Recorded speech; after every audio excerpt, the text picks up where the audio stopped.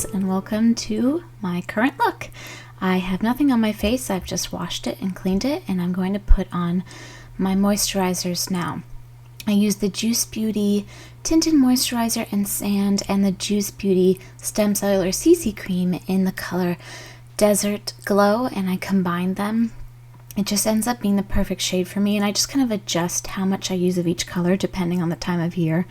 Right now, obviously, it's the end of summer and I have the most color on my face, so I tend more towards the CC Cream, which is the Desert Glow. I just blend this in with my fingers. I usually do this in the bathroom, not in front of my makeup mirror, and that's my face base.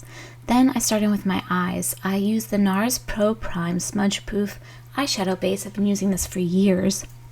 I find it's very effective. My eyelids tend to be a little bit oily and tend to crease products on them. This has just been my go-to for years. I actually double up on eyeshadow bases, which you'll see in a second. Then I go in with under eye concealer, It Cosmetics by Under Eye Illumination. This is a really nice concealer. It's very thick, but it does not settle into lines. And then I also layer over that, or kind of underneath it, I would say, the Becca Under Eye Brightening Corrector, which I dab on with a brush. And then I actually combine the two and set them on my face using the Beauty Blender Beauty Blusher.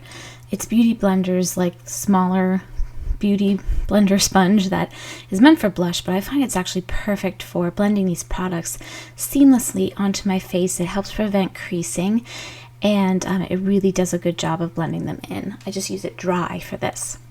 I go back to my eyes with the Perricone MD No Eyeshadow. This I use more to correct the color of my eyelids.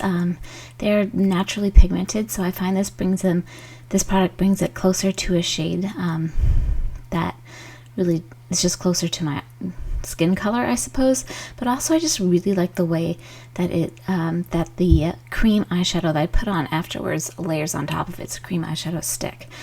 So it really works. I kind of keep that on as well. And then I use the Perricone MD No Blush Blush.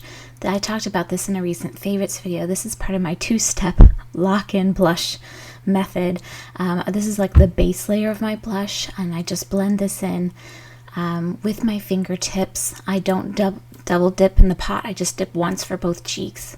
And my blush lasts so much longer now since I've been doing this process. I set my face with the Bare Skin, it's Bare Minerals Bare Skin Perfecting Veil. I use the light medium shade Year Round. It's so light. It's basically translucent that you really don't see it, but it provides just the right amount of powder coverage for me and keeps my face kind of in place. And then the second part of my blush lock-in method is powder blush, and I loved this Cargo blush in the Big Easy, which I got in a Pop Sugar must-have box like a year ago, and I've used it ever since. You can see I use it most every day. For eye color, I have been loving the Nude Sticks Magnetic Eye Colors. These are, like a cream eyeshadow stick. I use Angel, which is this sort of rose gold color. In the summer, warmer months when I have more pigment on my skin, and then, not pigment, my skin's just a little tanner. And then for the rest of the year, I really love the Lilith, which is more of a champagne color. And I just put this on the eyelids, and then I kind of blend it with my fingers to take it down a notch. It is rather sparkly. It's not, it's kind of shimmery, I would say. It's not sparkly. But I find just blending it nicely in with my fingertips keeps it kind of at the right tone for me for daily use. And then for eyeliner, I use the Kat Von D Tattoo Liner in Mad Max Brown. And I can't stay in the frame, so I'm not going to show you how I put my eyeliner on, but let's just say I put my eyeliner on.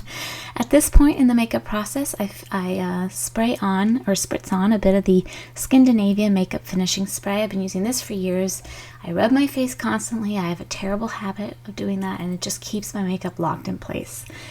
And then while that's setting, I take the time to spot clean my makeup brushes using MAC Brush Cleanser, which I just decant into a little spray bottle, and I just rub my brushes over it and keeps them nice and clean between deep cleanings. After that's all set and done, I set my brows with the NARS Brow Gel.